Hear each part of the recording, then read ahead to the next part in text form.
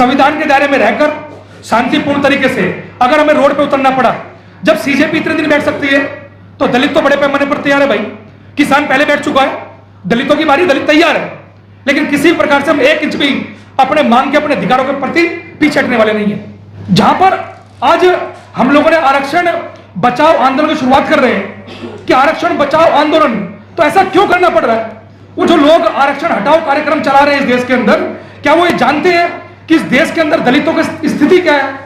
क्या वो जानते हैं कि दलितों के साथ कितना अत्याचार, कितना भेदभाव अभी वर्तमान में चल रहा है? क्या वो जानते हैं कि इस देश के अंदर कितने बड़े पैमाने पर आंकड़े जो दलितों के खिलाफ है? आरक्षण अभी 50, 70 साल, 80 साल की आजादी के अंदर तमाम लोगों के एक पेट में दर्द सा उठ गया है कि ये लोगों ने पता नहीं क्या कर दिया।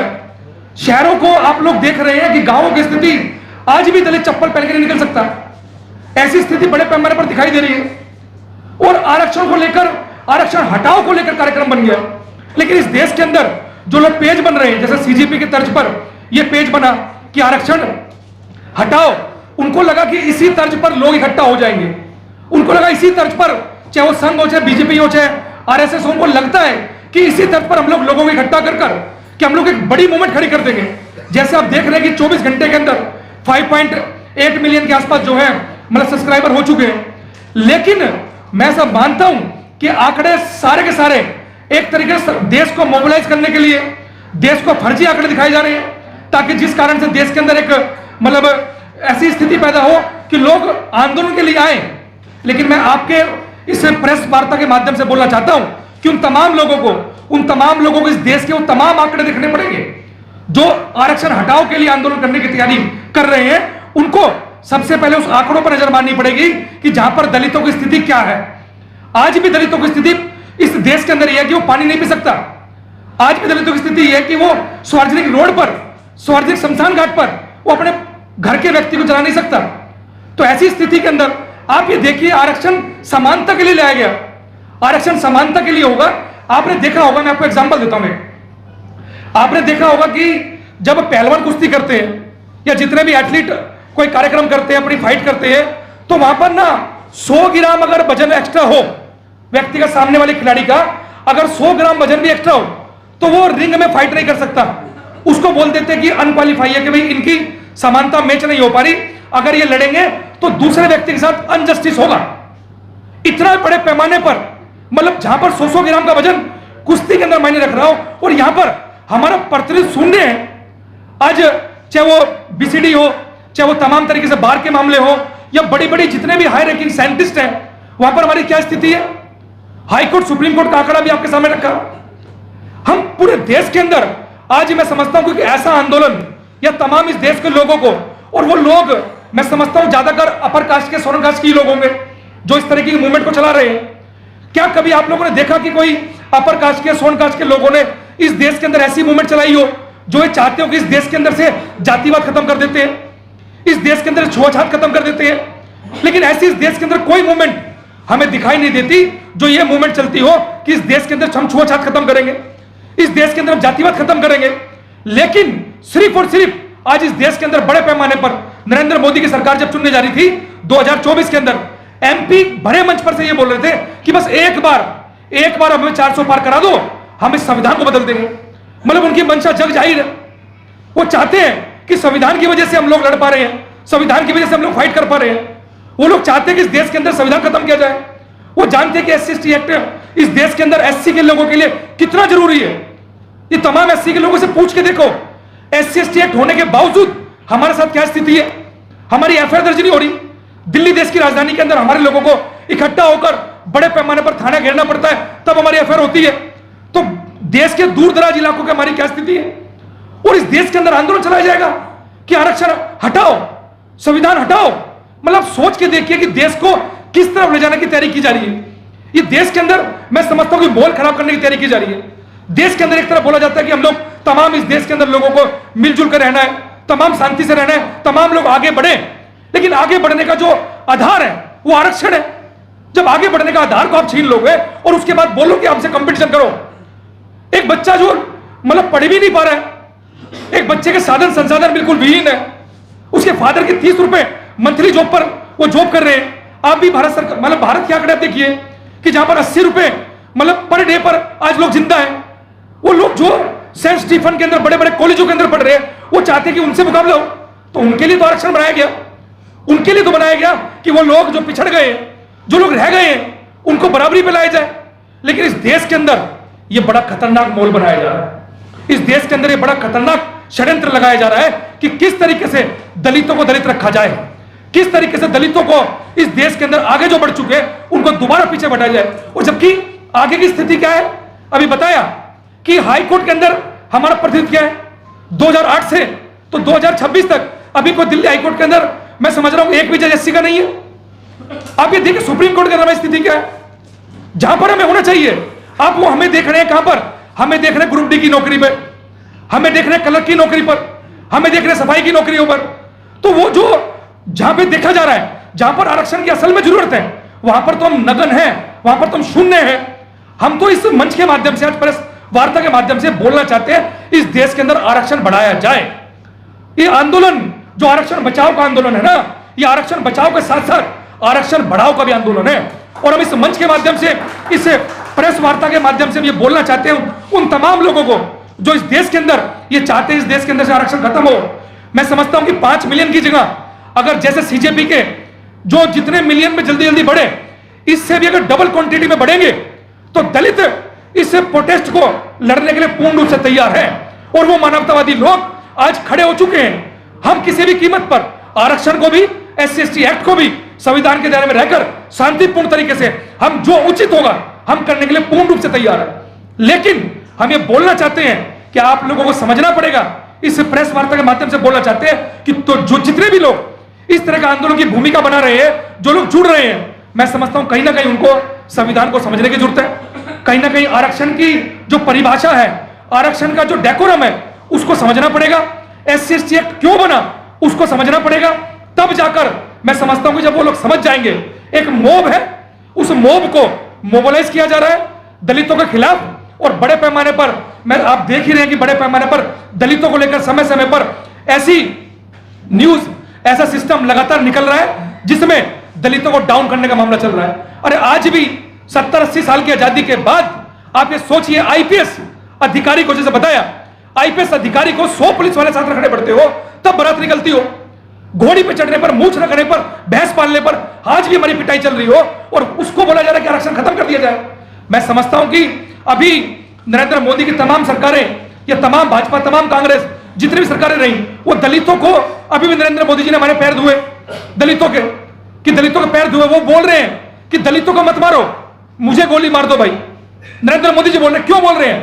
क्योंकि वो जानते हैं दलितों पर अत्याचार चल रहा है। और वही लोग जो इस देश के अंदर एक पेज बनाकर मोबिलाइज कर मैं समझता हूं कि सरकार को भी इसके अंदर इंटरफेयर करना चाहिए। और सरकार को ऐसे लोगों पर जो इस तरह के संविधान के खिलाफ इस देश के अंदर आरक्षण की मुहिम पैदा करने जा रहे हैं, कि आरक्षण के खिलाफ जो मुहिम पैदा करने जा रहे हैं, मैं समझता हूं कि सरकार को भी इस तरफ सोचकर ऐसे लोगों को पेज का बायकॉट करना चाहिए।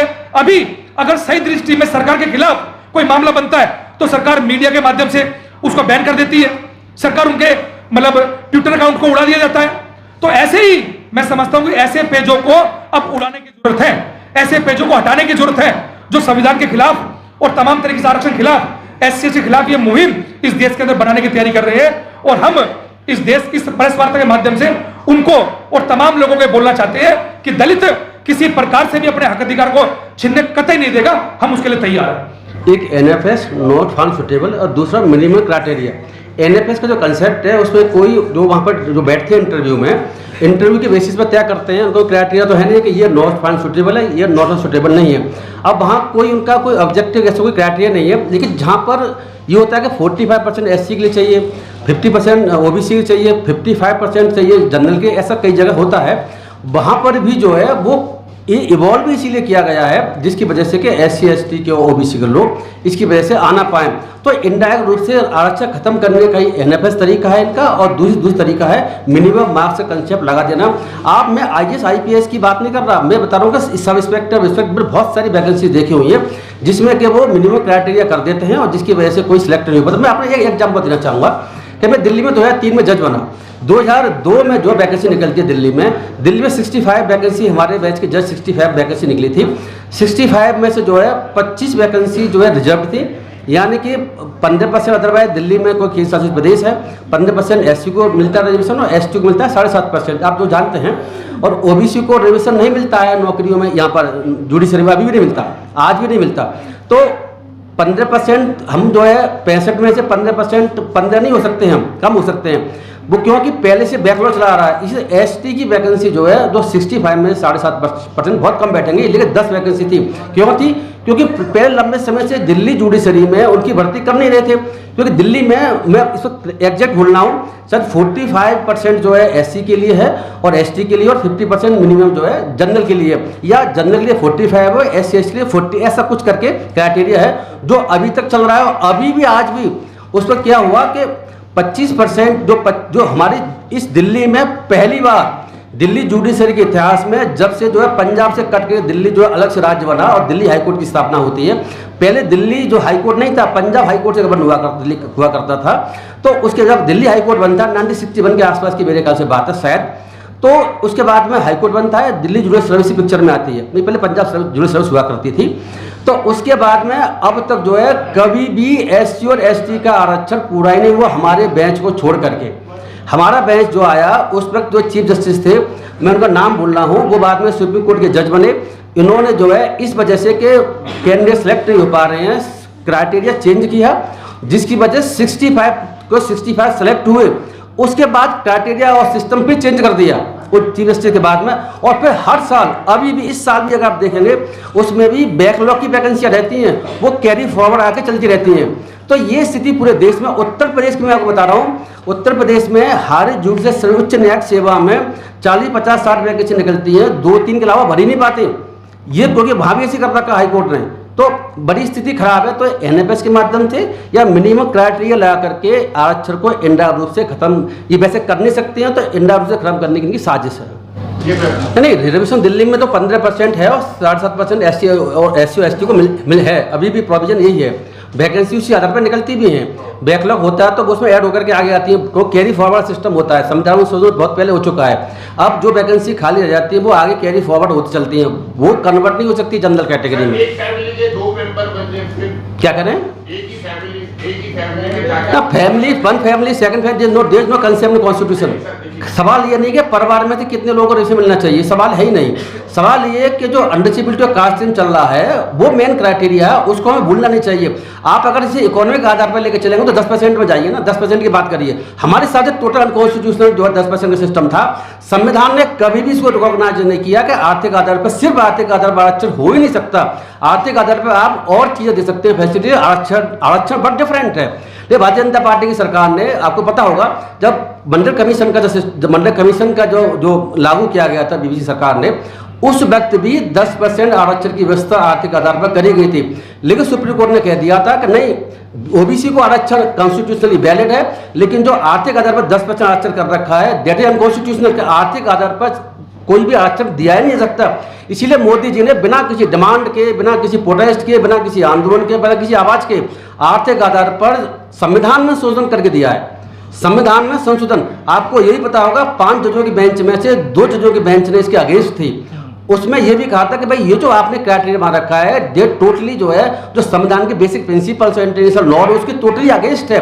लेकिन 3 जजों ने उसको सही माना तो वो कॉन्स्टिट्यूशनली वैलिड पा लिया। हमारे हिसाब से आर्थिक आधार पर आरक्षण ही नहीं हो सकता। संविधान की जो बेसिक जो फंडामेंटल जो बेसिक वो थी कंसेप्ट था, that has been violated by the parliament. और ये दुर्भाग्य का विषय है कि सुप्रीम कोर्ट ने उसको सही ठहराया। मुझे विश्वास है आज नहीं कल नहीं परसों इसको आर्थिक आधार पर जो संविधान में संशोधन किया गया मोदी जी द्वारा वो अनकॉन्स्टिट्यूशनल डिक्लेयर होगा, ऐसा हमारा मानना है। देखो प्रोटेस्ट करने का सबका अधिकार है, प्रोटेस्ट करना भी हमारे संविधान के अकॉर्डिंग फंडामेंटल राइट है, तो प्रोटेस्ट करने का सभी को अधिकार है। लेकिन इसके साथ एक कंडीशन जुड़ी हुई है कि प्रोटेस्ट शांतिपूर्वक होगा, बिना किसी हथियारों को होगा। ये कंडीशन है तो प्रोटेस्ट का अधिकार है और अपनी बात रखने को अधिकार। तो डिसेंट जो ऐसे व्यूज हैं जो हमारी विचारधारा के अगेंस्ट हैं या आपकी विचारधारा के अगेंस्ट है, किसी और के अगेंस्ट है, उनको भी स्पेस मिलना चाहिए, लेकिन अपनी बात कहने का हक है। लेकिन इसका मतलब ये नहीं है कि वो जो है कोई हिंसात्मक तरीके से कुछ करके कुछ कर लें, उसके हम खिलाफ हैं। मैं नहीं मानता ऐसी कोई विदेशी ताकत है जो सीजेपी के आंदोलन किसी आंदोलन ऐसा कुछ हो रहा है, ऐसा मुझे नहीं लगता।